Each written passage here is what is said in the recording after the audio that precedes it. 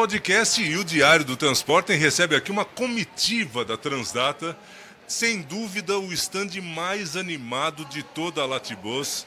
Não só animado do ponto de vista da comida, não só animado do ponto de vista do que oferece de atração, mas também animado de gente, pelo que eu entendi, gente muito importante, gente muito relativa. A gente está com o Érico Moraes, que é o CEO, a gente está com o Rafael Teres, que é diretor de produto, a gente está com o Romano Garcia, que é o diretor de internacional. Os cargos são um pouquinho diferentes, mas acho que por aqui a gente explica.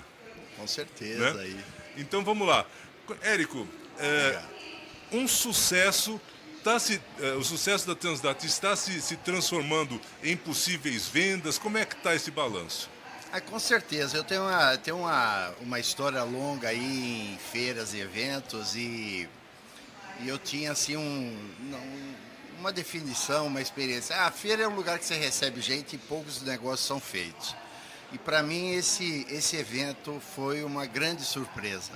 Tem muitas possibilidades de negócios que estão surgindo, né? Tem muitos prospects que gostaram demais do que viram, do que puderam ver, conhecer um pouco do que é a Transdata, não só como solução tecnológica, mas como equipe, né? Como equipe, como jeito de ser.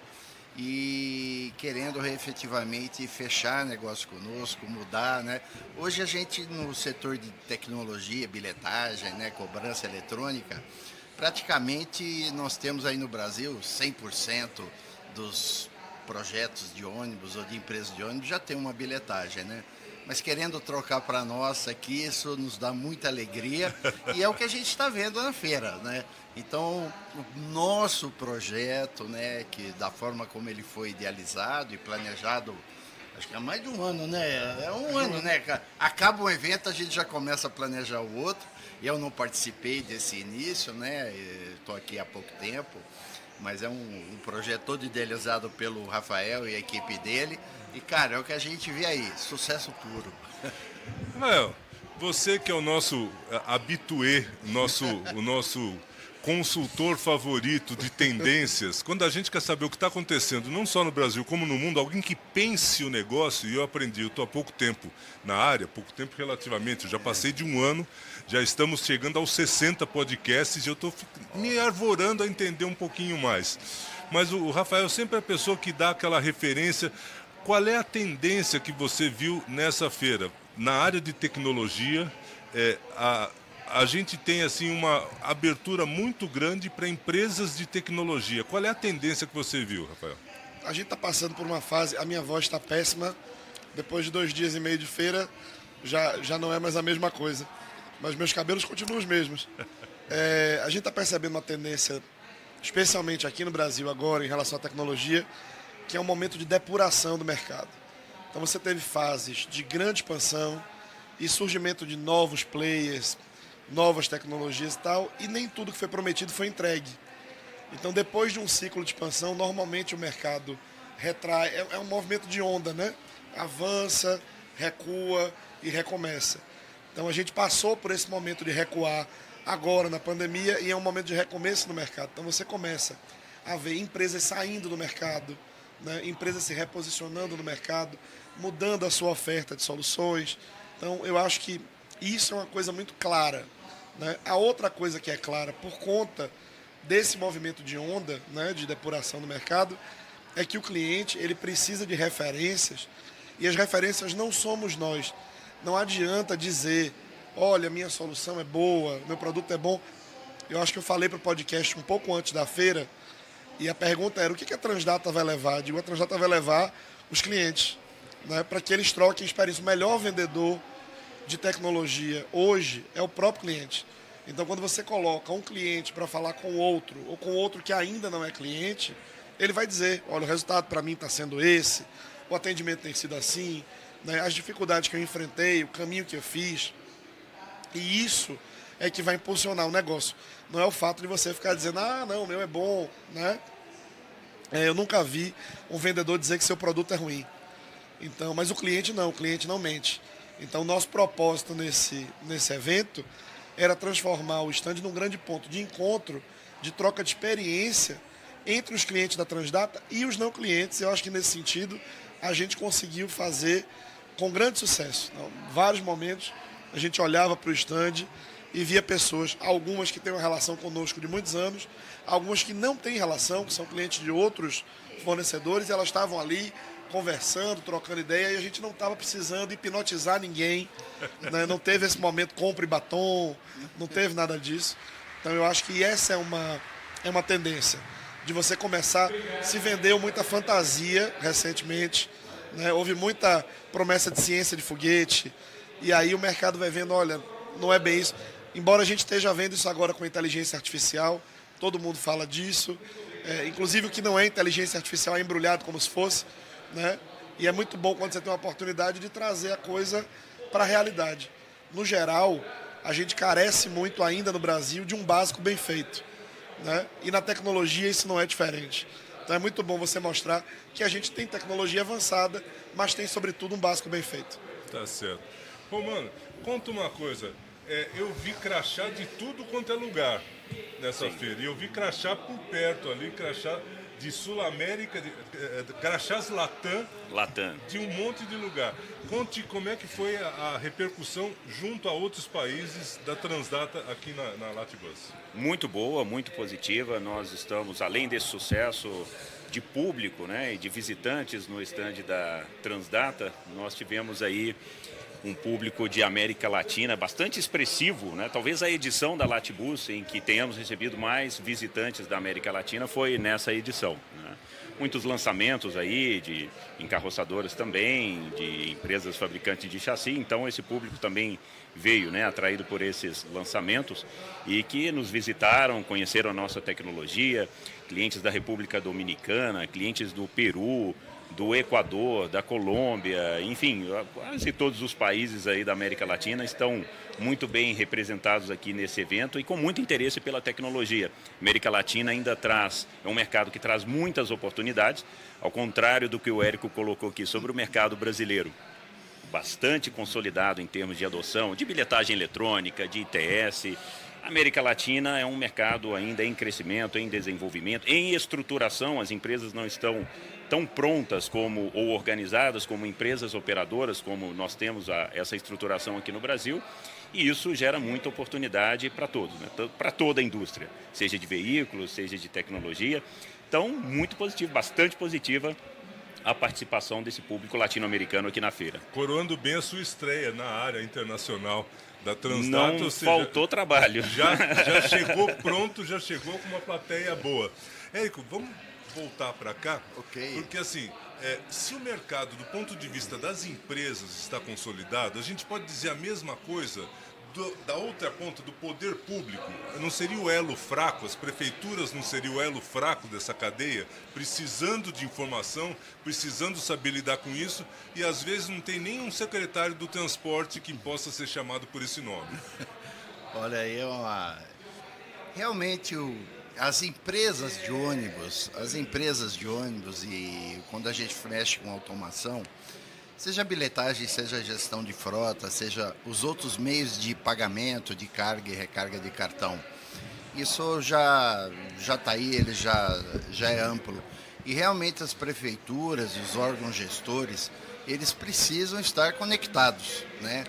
E precisam acompanhar essa tendência também, precisam ter equipes internas que são especialistas não só no transporte, mas que recebam esse pacote de informações, de dados que são muito valiosos, não só de faturamento de uma empresa, de um ônibus, da linha, como também de aonde que o ônibus está passando, né? Então, ela pode ter esse acesso e é importante que ela tenha esse acesso a essas modernidades para fomentar, não só exigir, né, mas para dar, ou exigir mesmo do operador de ônibus que ele coloque aí algumas certas melhorias para facilitar a vida da sua população, que é para isso que ele está lá, né? E tem muita coisa nova acontecendo.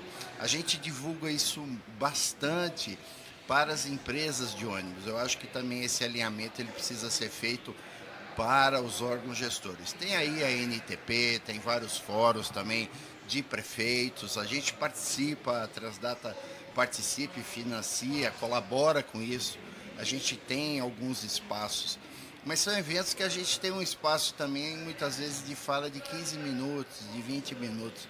A tecnologia ela é muito complexa, ela é muito grande, deveria ser aberto um espaço maior para unificar esse volume de informação, de modernidade para essa equipe do governo, né? Que no final são eles que determinam a regra do jogo, né? E quando eles determinam o uso, seja lá da tecnologia que for, que permita facilitar a vida do usuário do transporte, é maravilhoso. Precisa disso um pouquinho mais aí. Tá certo. Rafael, significaria o seguinte, do ponto de vista da Latibus, um prefeito, um secretário, ele vem para cá, dá uma passada na plenária, vai ao seu encontro, fica lá uma hora, presta atenção e tal, mas depois ele vem se divertir, ele vem olhar essas maravilhas de ônibus, esses produtos, o chassi, o que está exposto, realmente é muito bonito, é muito atraente, é muito sexy. E o que vai gerar, a gente já sabe, falamos disso há tempo, vai gerar um movimento oportunista de compras para as próximas eleições. Vai ter um modismo de ônibus elétrico indo para tudo quanto é lado e eles acham que é só puxar puxar um fiozinho de casa para abastecer esse ônibus. O mercado está entendendo isso, ou seja, as vendas vão acontecer, mas esse abraço, esse pós-venda necessário, esse atendimento dentro e fora do ônibus, ele vai acontecer? Como é que faz? Pois é, você sabe que ontem a gente recebeu no stand a equipe da Secretaria de Mobilidade do Ministério das Cidades. E a gente estava conversando sobre isso.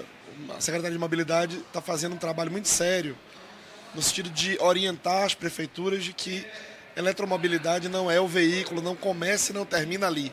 Se você não tiver uma preparação, um planejamento e uma infraestrutura que está muito além da recarga, envolve planejamento operacional, né? Por exemplo, nesse evento, nós trouxemos um parceiro internacional, que é a maior ou maior, cada um chama de uma maneira, mas é uma empresa italiana. Aqui no Brasil a gente já tem um projeto com eles em Londrina, agora eles vão começar a implantar com a Clever Devices o projeto do ITS de São Paulo, e eles têm uma parte da suíte especializada em planejamento de operação com ônibus elétricos, porque o ônibus elétrico requer um planejamento específico, tem uma questão do tempo de recarga, da autonomia diferente. Então você não pode simplesmente pegar o mesmo programa de escala que você usava para alocar mão de obra numa frota diesel e achar que aquilo, com aquele parâmetro, vai servir para o ônibus a diesel. Então, nesse sentido, o evento traz uma coisa que até nos conforta, que existe, obviamente, a tendência de que algumas coisas sigam como moda, mas está havendo a preocupação de a todo instante alertar, né, que nem tudo que é bom para todo mundo, e é bom para todo mundo a toda hora, né? Então as coisas requerem algum tipo de planejamento estruturado para que possam ser introduzidas com sucesso e gerarem o resultado que se espera, porque senão você introduz e aí não tem resultado nenhum, aí vira um grande VLT de Cuiabá, né? Eu acho que é um grande case para a gente estudar. A obra não era necessária? Não, era extremamente necessária. O modal não era adequado? Não, o modal era adequado para a demanda. Mas a preocupação em escolher o modal veio antes de definir como é que ele ia ser operado depois. E aí virou aquilo. Quer dizer, agora você tem 10 anos depois, uma obra que nunca terminou, os trens abandonados agora que vão ter um destino sendo vendidos para a Bahia. Enfim, é um exemplo. A gente pode aprender com os erros dos outros ou com os nossos, né? No caso brasileiro, a gente pode aprender com os dois, com os nossos e com os dos outros. Então, nesse sentido, o evento, né, as palestras e os estandes colaboram no sentido de esclarecer isso. Tá certo. Resumindo, do ponto de vista público, o transporte volta a ter um modismo. Eu lembro que na época, isso muitos anos atrás, talvez só o Érico tenha um pouco essa noção, houve uma época que o bonde saiu de uso em vários lugares e era revendido como uma solução. Então, fulano de tal comprou um bonde, era uma frase para dizer, ele arrumou encrenca. Então agora mais ou menos comprou um elétrico é um pouco parecido com isso. O né? trólebus, né? Se a gente for olhar no Brasil, a maior parte dos sistemas trólebus foi implantado com trólebus que vinham dos Estados Unidos descartados. Quer dizer, quando os Estados Unidos desativa o trólebus, o Brasil implanta uma frota trólebus, sem saber exatamente o que fazer com ela. Né? E aí depois poucas cidades vão mantendo aquilo, até que hoje você chega no patamar que só São Paulo sobrevive. Né? E ainda discutindo desativar. Então é um exemplo excelente. Pois é.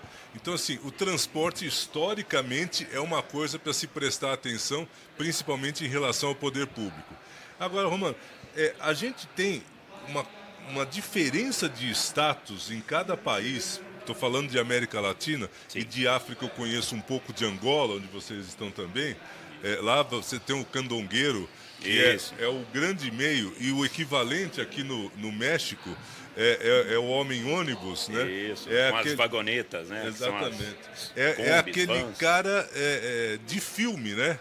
Sempre aparece em filme de fronteira, aparece um mexicano com um ônibus todo com microfone, decorado, com fone para fora e tal.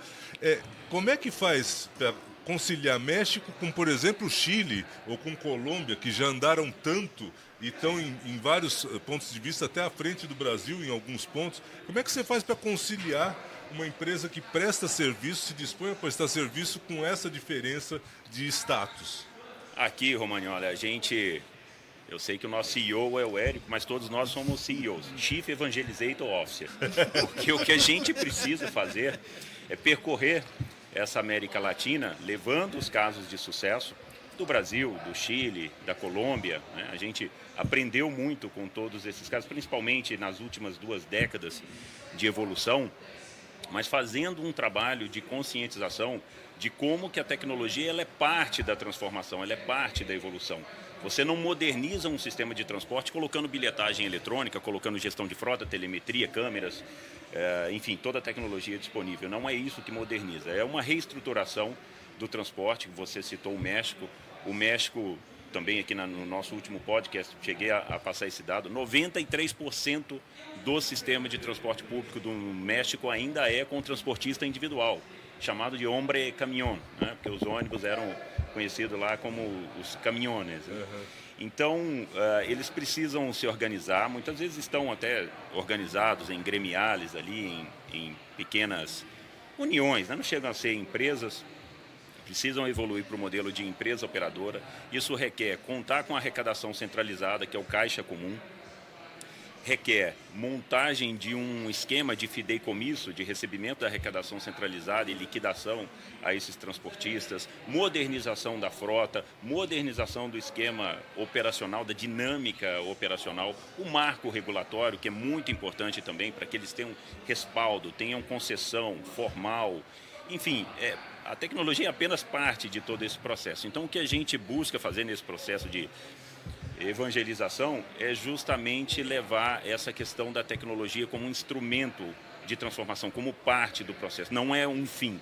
Né? E eles acabam entendendo que realmente é necessário se organizar, tomarem essas decisões, para que então a gente possa partir para uma implementação de tecnologia nos sistemas deles. El camino se hace caminando. Así es. Órale. Então agora a gente vai deixar aquele espaço para a mensagem final e aí pode vender produto, pode falar bem da empresa, tá livre para você, Érico. Eu acho que algo importante, um grande diferencial da Transdata é ela ter adquirido outras empresas. Assim, a gente começou com Transdata com bilhetagem eletrônica, passou a unir gestão de frota, que são itens tecnológicos imprescindíveis para você gerenciar uma empresa, ajudar a gerenciar a empresa de ônibus e todos os seus acessórios. Então a gente hoje tem dentro do grupo não só da bilhetagem a gestão de frota, câmeras, Wi-Fi a bordo, soluções que não envolvam bilhetagem em si, ticketing, né? Que é cobrança, que é uma solução especial para ônibus escolares, para fretamento, para ônibus rodoviários, né? Então a gente tem um pacote completo realmente de soluções que possam agregar tecnologia e levar a tecnologia para o cliente. E o cliente, ele tem um provedor, um fornecedor único, onde aí sim toda a solução, aí a gente entra para bastidores da solução tecnológica, onde a gente tem um banco de dados centralizado, tudo roda em nuvem, tudo integrado, e facilita demais para o operador, que é o empresário de ônibus, ou seja, o órgão gestor, que eles cuidem do negócio deles, onde eles são os especialistas em cuidar de um ônibus, em cuidar de um motorista, em manter a frota e etc. E aí a parte tecnológica, ela fica conosco. Então esse é um dos objetivos, além da forma como foi o nosso stand, apresentar para o mercado que efetivamente a Transdata tem essa experiência, essa expertise e o pacote completo de soluções. Tá certo. A fala é livre, mas eu vou dar uma encaminhada. Futuro próximo, futuro médio prazo. A gente está já há algum tempo avançando, o Érico falou do presente, do passado e do futuro num resumo brilhante. Porque a Transdata vem avançando na direção de oferecer uma solução que não é integrada, ela é completa desde a concepção, né? Mas há uma outra coisa muito interessante que a gente está fazendo, que é buscar parceiros estratégicos para soluções muito específicas.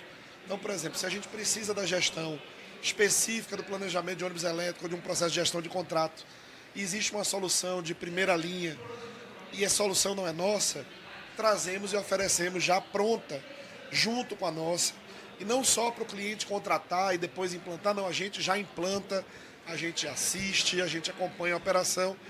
Então trouxemos aqui na Latibus, por exemplo, não só o portfólio da Transdata e das empresas que fazem parte da Transdata, mas também de parceiros estratégicos. Era o caso da Maior, mas também é o caso da Sonda, que é nosso parceiro em projetos de transformação digital, né? Então, é disso que o Érico falou para frente, né? O caminho que vai se construir caminhando é exatamente esse, de oferecer uma solução cada vez mais completa. Muito bom. Vamos lá. Que carimbo o seu passaporte deve receber nos próximos tempos? Eu deixei de despedir, mas eu não consigo deixar de fazer pergunta. Encaminhar um pouco. Todos os carimbos possíveis dos países com os quais o Brasil mantém relação diplomática. Tá certo. Nosso foco na Transdata seguirá sendo aí o mercado latino-americano, mercado africano, como eu já comentei também, América Latina aí com mais de 500 milhões de habitantes, continente africano com mais de 1 bilhão de habitantes, nós temos muito trabalho aí, mas claro, trabalhos também iniciando aí na Europa e estamos abertos a todas as oportunidades, seja Ásia, América do Norte. Esse é o propósito da Transdata agora, seguir com a estratégia das alianças estratégicas, das soluções completas, integradas, de concentrar o fornecimento na nossa empresa para que o cliente tenha o relacionamento com uma só empresa, um só contrato, uma só interlocução. Isso facilita a adoção da tecnologia. Continuar esse trabalho de evangelização, né, da tecnologia como instrumento de transformação, os nossos projetos de transformação digital em parceria com os parceiros. Então, o que eu espero é ir renovando até o passaporte de tantos carimbos, né, aí pela estrada.